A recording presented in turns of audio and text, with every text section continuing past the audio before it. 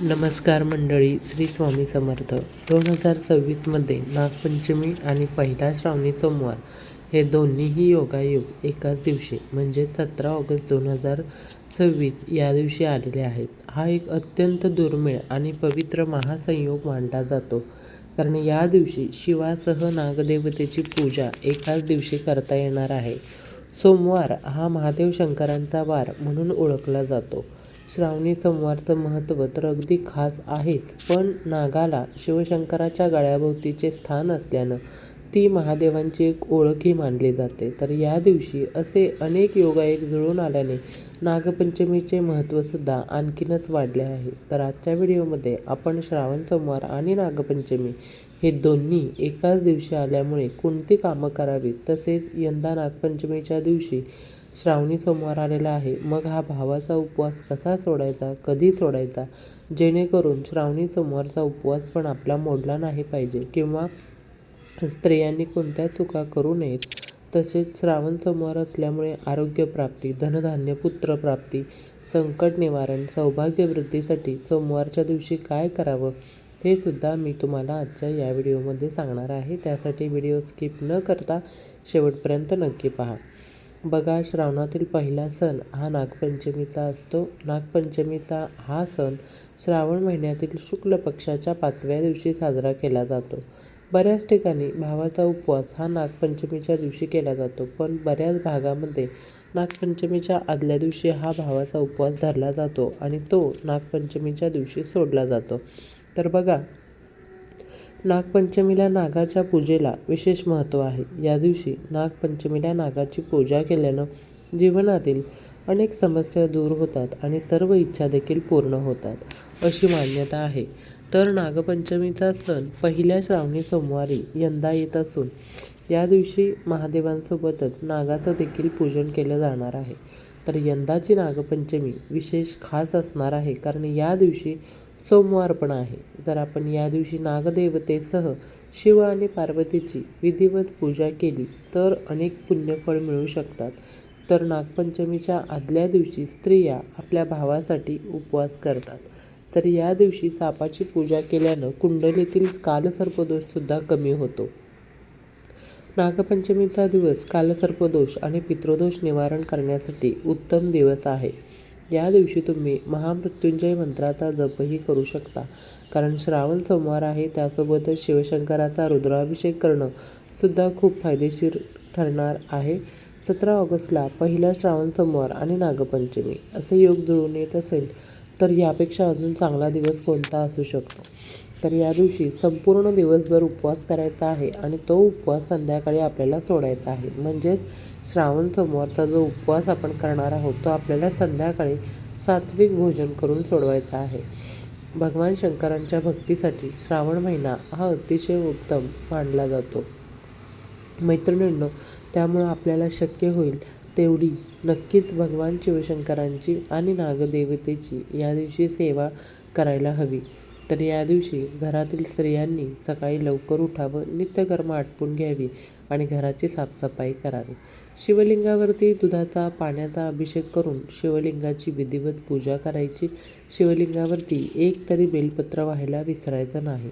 बघा, शिवाला पांढरा रंग अतिशय प्रिय आहे, त्यामुळे शक्यतो तुम्ही शिवलिंगावरती पांढऱ्या रंगाची फुलं या दिवशी आवर्जून वाहा. स्वतः तुम्ही पांढऱ्या रंगाचं वस्त्र परिधान करायला विसरू नका. शिवपिंडीची पूजा झाल्यानंतर तुम्हाला शिवलिंगावर या दिवशी तांदळाची शिवामूठ अर्पण करायची आहे.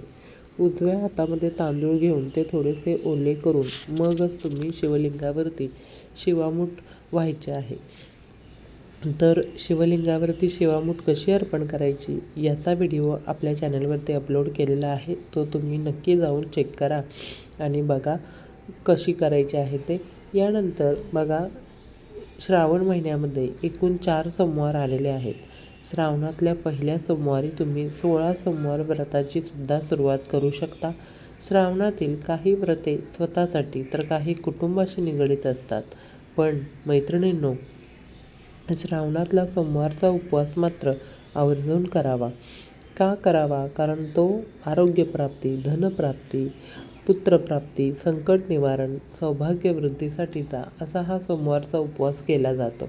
त्यामुळे शक्य असेल तर तुम्ही श्रावणातले सोमवारचे उपवास मात्र जरूर करावेत. तर या दिवशी नागपंचमीसुद्धा आहे, त्यामुळे आपल्याला या दिवशी नागदेवतेची सुद्धा पूजा करायची आहे. नागाला दूध वाहून नागदेवतेची अगदी विधिवत पूजा करायची आहे.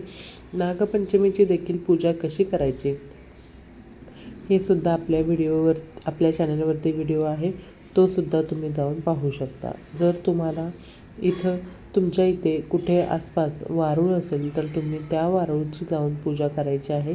आणि नसेल तर मग तुम्ही घरामध्ये तांदळाच्या साह्यानं किंवा रांगोळीच्या साह्यानं किंवा नागाची मूर्ती बनवायची किंवा रांगोळीचं चित्र काढून घ्यायचं. कागदावरती नागाचं चित्र काढायचं.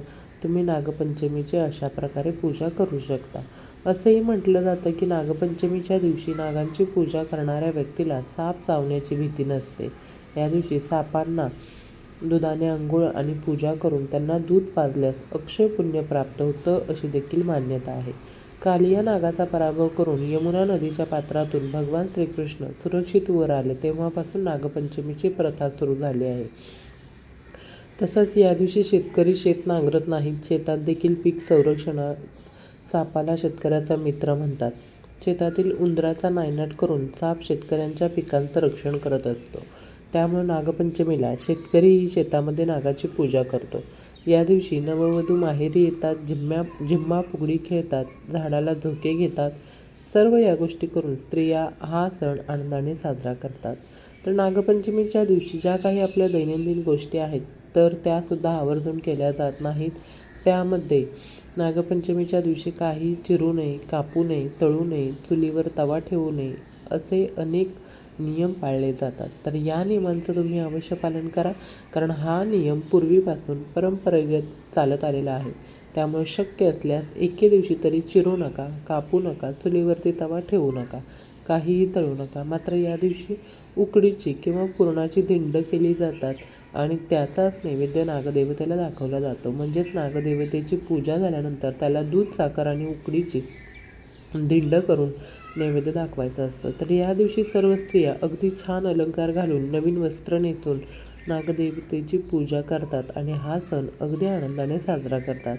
आता तुमचा प्रश्न असा देखील असेल की नागपंचमीचा उपवास व श्रावणी सोमवारचा उपवास हे दोन्ही उपवास एकत्र आल्याने हे उपवास कधी सोडायचे? तर बघा, तुमच्या घरातील जी मंडळी पूर्वीपासून 2 उपवास एकत्र आल्यावर ज्या पद्धतीने तो सोडतात त्या पद्धतीने तुम्हाला हा उपवास करायचा आहे आणि सोडायचाही त्याच पद्धतीने आहे. पण नियमानुसार जर तुम्हाला सांगायचं झालं ना, तर श्रावणी सोमवारची जी काही पूजा असते ती करून घ्यायची आणि नागपंचमीच्या दिवशी ज्यांचा भावाचा उपवास आहे त्यांनी नागाची पूजा करून घ्यायची. त्यानंतर तुमच्याकडे नागपंचमीचा दुपारी उपवास सोडण्याची पद्धत असेल तर तुम्ही दुपारी उपवास सोडायचा. आणि दुपारी उपवास सोडायचा नाही, कारण आपला पहिला श्रावणी सोमवारचा उपवास आहे आणि तो आपण संध्याकाळी सोडतो. त्यामुळं तुम्ही संध्याकाळीच उपवास नेहमीप्रमाणे सोडायचा आहे. कारण नागपंचमीचा उपवास हा नागदेवतेची पूजा झाली की काही ठिकाणी लगेच सोडतात. पण यावेळी दोन्ही उपवास एकत्र आल्याने आपण हे उपवास रात्री सोडायचे आहेत हे लक्षात ठेवायचं आहे. तर अशा प्रकारे आपल्याला एकाच दिवशी दोन्ही देवतांची, म्हणजेच श्रावण सोमवार आहे म्हणून भगवान शिवशंकरांची आणि नागपंचमी आहे म्हणून नागदेवता, अशा दोन्ही देवांची सेवा करण्याचा आनंद मिळणार आहे. त्यामुळे या दिवशी तुम्ही भगवान शिवशंकरांची तर अवश्य पूजा करा. त्याचबरोबर नागदेवतेची सुद्धा पूजा करून नागदेवतेचा मंत्र म्हणा आणि छान पद्धतीने नागपंचमीचा सण साजरा करा. तर आजचा व्हिडिओ इथेच थांबवते. व्हिडिओ कसा वाटला नक्की शेअर करा आणि चॅनल